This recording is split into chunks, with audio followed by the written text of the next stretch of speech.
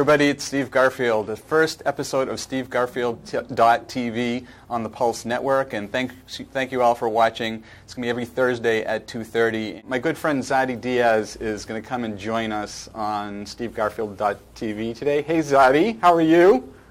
Steve, how are you? Oh, it's great to see you on here. I haven't seen you in a while. I know it's been a long time. I think the last time we probably saw each other at a convention or something. Yeah, I know. I was showing the guys a picture of us back from the early days of Rocket Boom, where it was me, you, and Amanda Congdon, and I think that's where we first met as correspondents in Boston.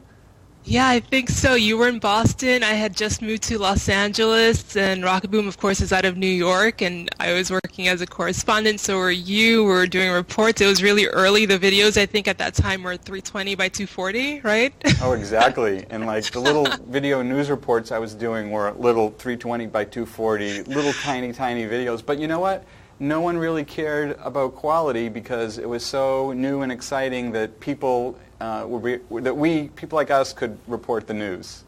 I know. It was such a great time at that point. It's just kind of, I remember just the excitement around being able to talk to somebody from, I don't know, from Asia or from Europe or from wherever, and it was just amazing to kind of be able to have that. It wasn't instantaneous. It's not like live like now, but it was just amazing that you can post a video and then, a day later somebody would either use that video, mash it up into their own, or create something with it, or respond, and a lot of relationships were formed, and it felt like there was something amazing happening, and that people were kind of taking back control of the media and kind of using it again and getting their hands dirty in it, and that was just a great kind of experience, and I think people are still having that experience now. Yeah, it's just I think so. I totally know it. Like, to 2005, that was a special time, and that's why I asked you to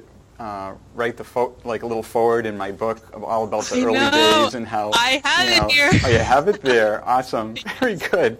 So you talked about creativity, and I just watched today's episode of Epic Food. Tell us a little bit about what your show is now, and then maybe we can watch a quick little clip.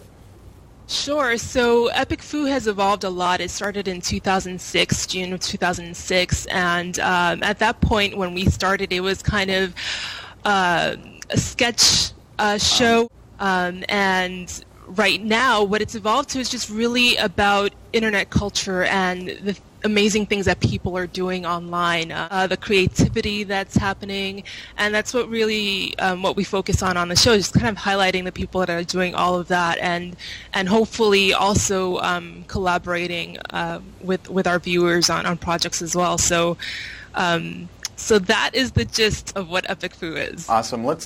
We have a clip queued up, so let's take a quick look at what today's show looks like. Okay? Let's look at that. Okay.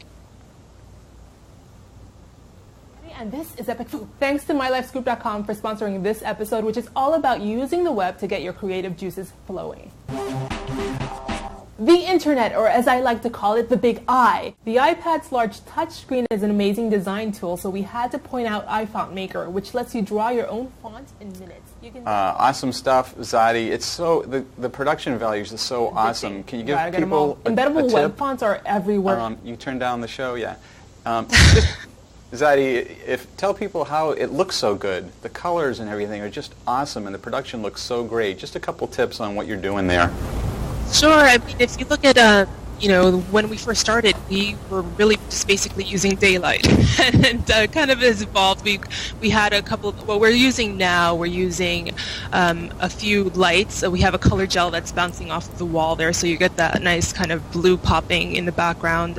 We have another light that's shining on me. The room is pretty contained, the one that I'm in now. So.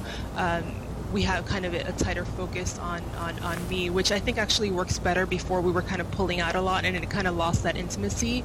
So we felt that kind of coming back on me was a bit better especially for the medium. And I think the lens that we're using is a 50 millimeter, and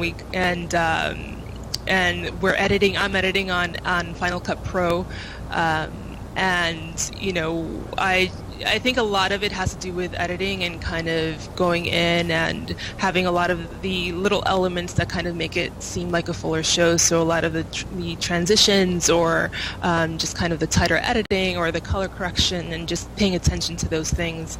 And sound, of course, is important. We record sound separately on a Zoom H4n. Which provides really, really great sound.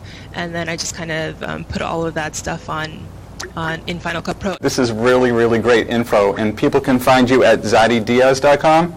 Yep, ZadiDiaz.com and EpicFoo.com. All right, Zadi, thanks for being on the show. All right, thanks a lot, Steve. Take care. All right, bye-bye. And if we could just switch over to my laptop for a second, we'll look at all the hashtags that the people have been using with the Pulse in it. I want you to go over to Twitter, do the search box, put in #the Pulse.